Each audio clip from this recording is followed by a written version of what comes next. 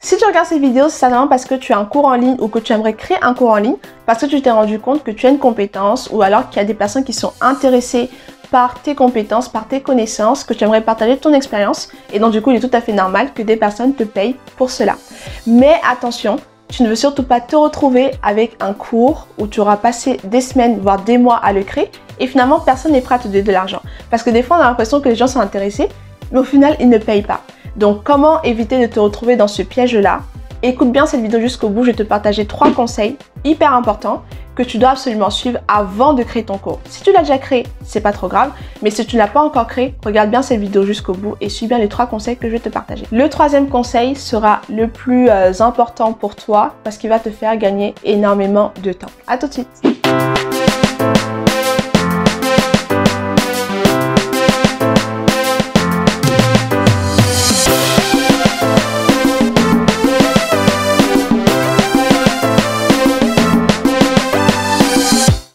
Salut, je suis Mine Ngoufak et bienvenue sur la chaîne de Acom Agency.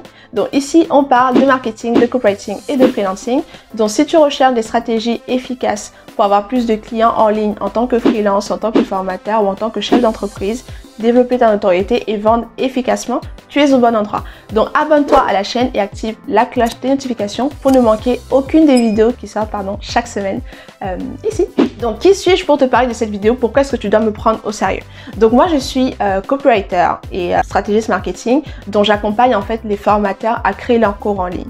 Et donc en tant que freelance, en tant que chef d'entreprise moi-même, je suis beaucoup formée. Donc j'ai pris pas mal de formations en ligne.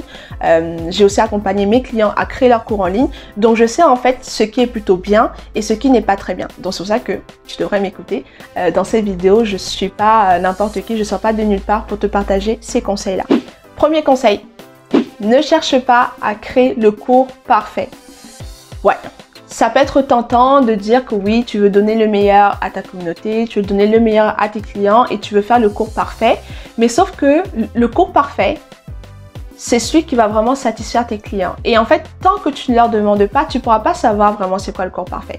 Donc, que de te dire que tu vas passer un temps fou à créer quelque chose d'excellent, tu vas être perfectionniste, tu vas perdre du temps. En fait, tu vas plutôt perdre du temps.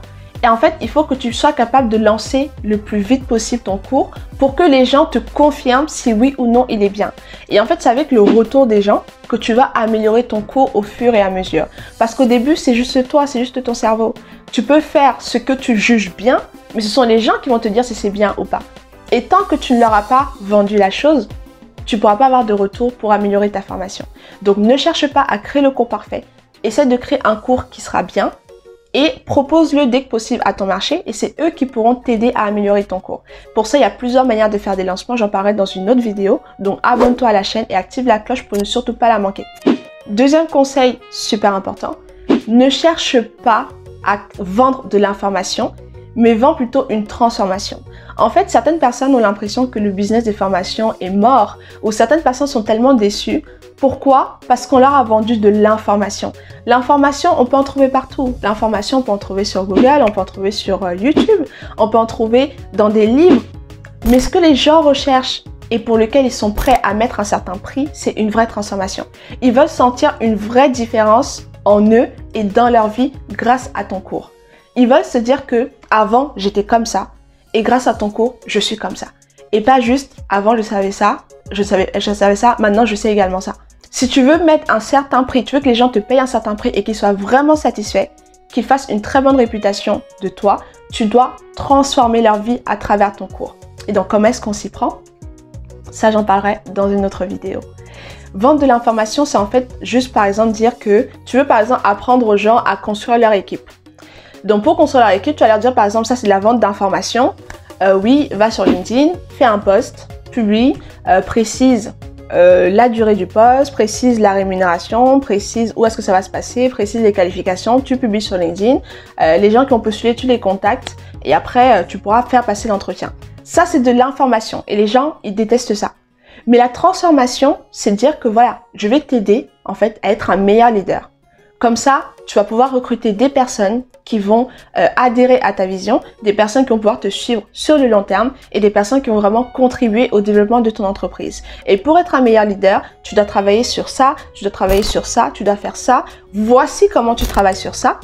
tu donnes des exercices, pourquoi pas, tu offres des choses supplémentaires, des ressources supplémentaires pour les aider en fait à faire cette transformation interne. Comme ça, quand ils seront un bon leader, tu vas en fait les aider à faire un très bon recrutement.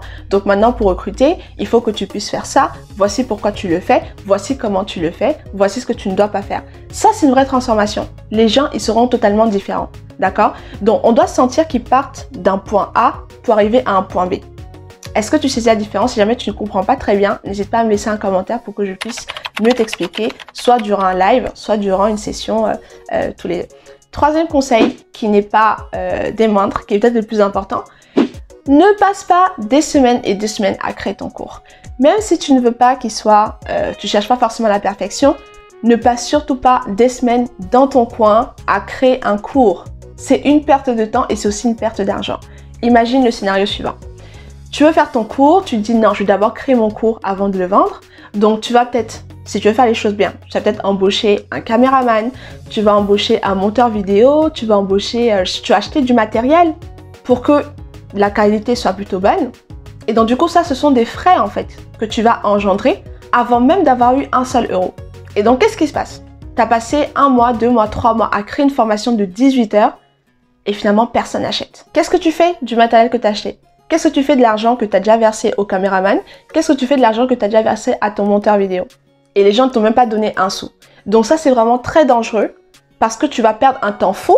Les 3 mois que tu as passé à faire ton cours, tu aurais pu les utiliser à meilleur escient. L'argent que tu as investi dans, dans l'aspect technique, tu aurais pu l'investir dans ton marketing, avoir de l'argent avant d'engendrer ces frais-là.